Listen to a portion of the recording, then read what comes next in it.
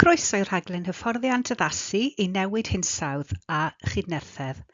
Mae'r rhaglen hon wedi cael ei ariannu gan Lywodraeth Cymru ac mae'n helpu cynhyrchwyr bwyd a diod yng Nghymru i ddeall yn well sut y gall newid yn y hinsawdd effeithio ar eu busnes, nawr ac yn y dyfodol. Mae'r modiwl hwn yn cael ei gefnogi gan lyfryn gwaith sy'n rhoi mwy o wybodaeth fanwl ac mewnwelediad i'r pynciau rydyn ni ar fin eu trafod. Rydyn ni am edrych ar sut y gall newid yn yr hinsawdd fod eisoes yn effeithio ar eich busnes a sut y gallai effeithiau edrych yn y dyfodol. Yn y modiwl hwn, fe gewch chi ddealltwriaeth o effeithiau a chanlyniadau newid hinsawdd a sut mae rhain yn berthnasol i Gymru a'ch busnes chi. Fe gyflwynwn rhai termau defnyddiol rydyn ni'n ei defnyddio wrth siarad am addasu i'r newid yn hinsawdd ac egluro sut mae hynny'n wahanol i liniaru newid hinsawdd, ond yr un mor bwysig. A byddwn ni'n cyflwyno ein hofferyn cyntaf ar gyfer rheoli newid, cylchoedd rheoli, dylanwadu a phryder cwfi. Mae'r dull yma yn ein helpu i dorri maes cymhleth fel newid hinsawdd yn darnau mwy ymarferol, ac i weld sut y gallwch chi ymateb ac addasu i risgiau a chyfleoedd sy'n gysylltiedig â'r hinsawdd. Gadewch i ni ddechrau drwy edrych ychydig yn fanylach ar beth yw newid hinsawdd a beth mae'r tystiolaeth yn ei ddweud. Mae'r ddaear wastad wedi profi cyfnodau o newid hinsawdd, o oesoedd iâ i gyfnodau cynhesach, ond yn y gorffennol roedd y newidiadau yma'n ganlyniad i ffactorau naturiol. Ers y chwyldro diwydiannol yn y 19fed ganrif, mae gweithgarwch dynol wedi cael effaith uniongyrchol ar y hinsawdd drwy ryddhau nwyon o danwydd ffosil i'r atmosffer. Gyda'n gwybodaeth wyddonol a'n gallu cyfrifiadurol sydd wedi datblygu'n fawr dros y degawdau, rydyn ni gallu dilyn ac asesu natur a graddfa'r newid hinsawdd. Mae'r diagramau yma'n dangos yn glir y cynnydd sydd mewn cynhesu byd-eang y 5 mlynedd ar 20 diwetha, o ganlyniad i'r nwyon tŷ gwydr cynyddu yn yr atmosffer. Ar y chwith, mae'r graffiau'n dangos newidiadau tymheredd yn Abertawe. Mae'r bariau coch yn tyfu'n fwy sy'n golygu bod y tymheredd yn codi. Mae effeithiau newid hinsawdd eisoes yn peri perygl gwirioneddol i ni gyd. Yn y cyfnod 2023-2024, cofnodwyd cynnydd o 1.5 gradd Celsius mewn tymheredd byd-eang o'i gymharu â lefelau cyn-ddiwydiannol. Gallai hyn fod yn doriad dros dro oherwydd El Niño, ond mae'n rhybudd clir o ba mor agos ydyn ni at y trothwy holl bwysig yna o 1.5 gradd Celsius rydyn ni'n ceisio osgoi. Cyn mynd ymhellach, gadewch i ni gymryd eiliad i fynd dros rai termau defnyddiol pan fyddwn ni'n trafod effeithiau newid hinsawdd ar fusnesau. Dechreuwn gyda liniaru ac addasu. Mae'n debyg eich bod yn gyfarwydd â liniaru, sef y camau rydyn ni'n ei cymryd i leihau alluriadau nwyon tŷ gwydr ac arafu'r newid hinsawdd. Efallai fod gan eich busnes strategaeth net zero neu drefniadau ailgylchu ac economi gylchol. Dyna'r camau liniaru. Mae addasu'n golygu derbyn bod newid hinsawdd eisoes yma ac efallai ei fod yn peri risgiau eich busnes, neu hyd yn oed yn creu cyfleoedd. Nid un neu'r llall ydy hi, mewn byd delfrydol dylech busnes fod yn meddwl am y ddau. Mae effeithiau'r hinsawdd yn gallu dod fel siociau neu straen. Mae siociau'n bethau amlwg, stormydd difrifol gyda pheryglon i fwyd ag i eiddo, gan achosi toriadau pŵer mawr, neu doniau gres sy'n arwain at sychder ac yn achosi tannau gwyllt. Mae straen hinsoddol yn cronni dros amser. Meddyliwch am y cylchoedd parhaus o sychder ac yna glaw trwm yn golchi'r uwchbridd i ffwr. Beth yw'r effaith ar amaethyddiaeth, pi bellau tanddaearol, neu ar aelodau staff sy'n gweithio tu allan?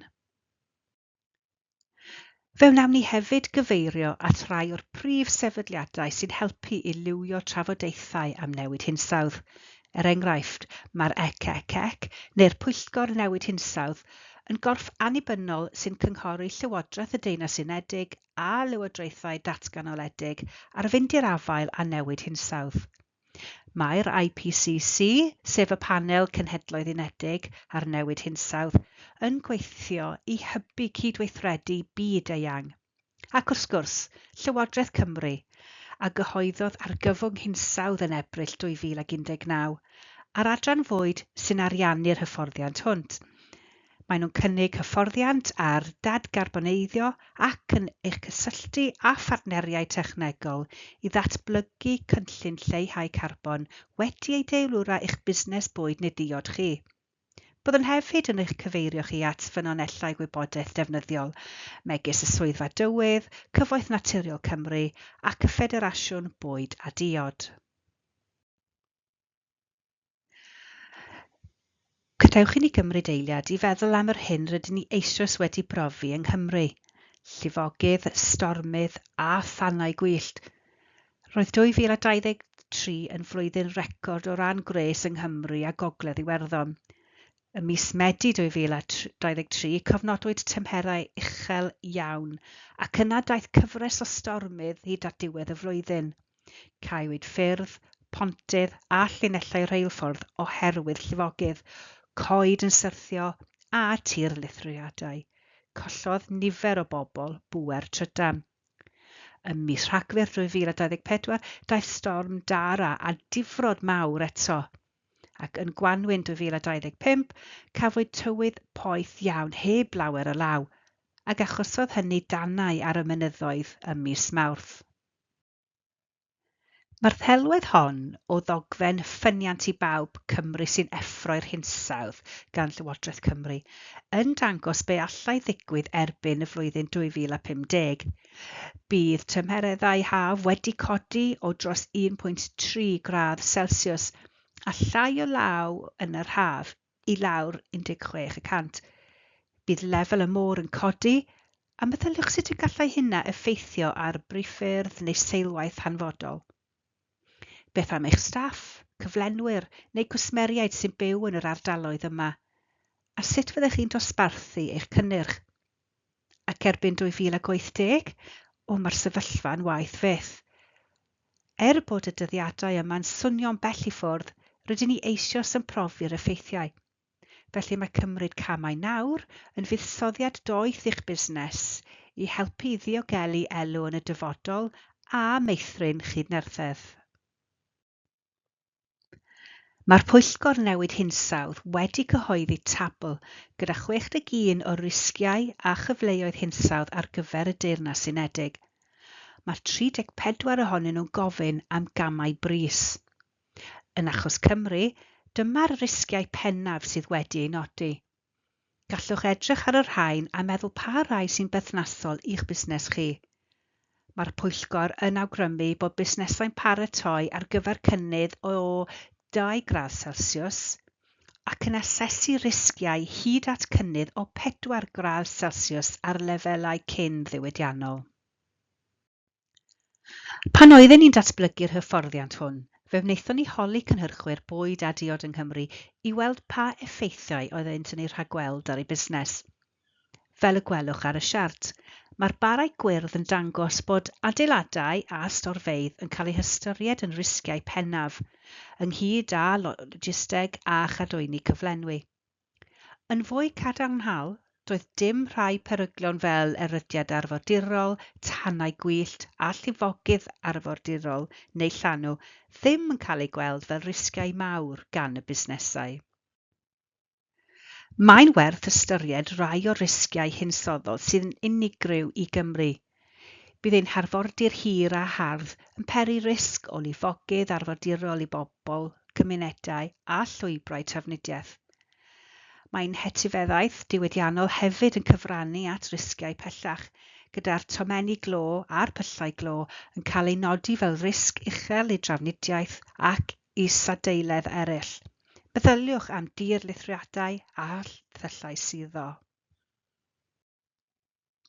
Gallwn ni gyd deimlo'n ormod weithiau.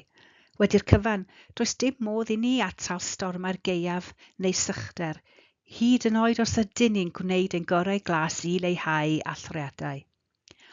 Ond mae un ffordd defnyddiol o gael trefn ar bethau, sef defnyddio cylchoedd cowfi, rheoli, dylanwadu a phryder. Gall y dull hwn ein helpu i ddatblygu ein strategaeth addasu'r hinsawdd a'n cynllun gweithredu. Gan ddechrau gyda'r cylch reolaeth mewnol. Mae hwn yn cynrychioli'r pethau sydd gennych chi fel unigolion neu fel tîm reolaeth uniongyrchol drostynt. Mae'n cynnwys gweithredoedd, penderfyniadau ag ymddygiadau sydd o fewn eich gallu i'w newid neu y dylanwadu. Gallai enghreifftiau gynnwys polisïau mewnol eich cwmni, gweithdrefnau, alloriadau a gweithrediadau o ddydd i ddydd. Cylch dylanwad. Mae'r cylch canol yn cynnwys pethau nad oes gennych reolaeth uniongyrchol drostynt, ond y gallwch ddylanwadu arnynt. Mae'n ymwneud â ffactorau allanol y gellir eu siapio neu eu heffeithiau drwy ymdrechion ragweithiol.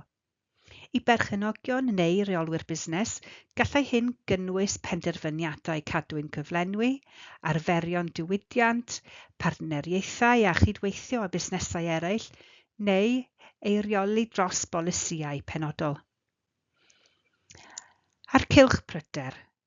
Mae'r cylch allanol yn cwmpasu materion a ffactorau sydd y tu hwnt i'ch reolaeth neu ddylanwad. Yn aml, mae'r rhain yn faterion cymdeithasol neu fyd-eang ehangach y gall unigolion ofalu amdanynt, ond na allant ei newid yn uniongyrchol. I chi yn y sector bwyd a diod, gallai pryderon byd-eang fel newid hinsawdd, bioamrywiaeth, tueddiadau economaidd neu bolisïau'r llywodraeth ddisgyn yn y categori hwn. Dyma rhai meysydd busnes rydyn ni wedi meddwl amdanyn nhw. Ble maen nhw'n ffitio yn eich cylchoedd rheolaeth, dylanwad neu bryder. Wrth i ni agosáu at ddiwedd modiwl 1 a chyn i chi gobeithio weithio'ch ffordd drwy fodiwlau 2 i 8, mae'n werth ystyried y manteision y gallai bod yn barod ar gyfer yr hinsawdd ei golygu eich busnes. Yn gyntaf, gallai ystyried gwariant a buddsoddiad drwy lens hinsawdd helpu i gyflawni arbedion cost yn y tymor hir. Enghraifft, os yw eich busnes mewn perygl o lifogydd, gallai gosod mesurau liniaru lifogydd fod yn rhatach na gweithrediadau glanhau costus a hirfaith ac osgoi'r colledion a allai godi o fusnes wedi lifo. Yn ail, byddwch mewn sefyllfa well i barhau i fasnachu ac osgoi tarfu, neu, oherwydd eich bod wedi llunio cynlluniau manwl, efallai y byddwch yn gallu ailgychwyn eich busnes a diogelu eich llif arian. Ei bod yn demtasiwn canolbwyntio ar effeithiau negyddol newid hinsawdd, efallai y bydd cyfleoedd hefyd allai fod o fydd eich busnes. Drwy paratoi'n dda ar gyfer risgiau a chyfleoedd, bydd mantais gystadleuol gyda chi dros eich cystadlwyr. Ac, yn olaf, mae tarfu ar fusnes yn newidiol i enw da. Bydd dangos eich cwsmeriaid allweddol a'ch randdeiliaid eich bod yn barod ar gyfer newid hinsawdd yn rhoi mwy o hyder ynddoch chi fel cyflenwr dibynadwy. I grynhoi, nod yr hyfforddiant yma yw eich helpu i ddeall sut y gall newid hinsawdd effeithio ar eich busnes, drwy risgiau a chyfleoedd. Byddwn ni'n cyflwyno offer a thechnegau reoli i'ch helpu asesu risgiau, reoli newid ac ymgorffori ymwybyddiaeth hinsawdd yn eich cynllunio strategol a'ch gweithgareddau dyddiol.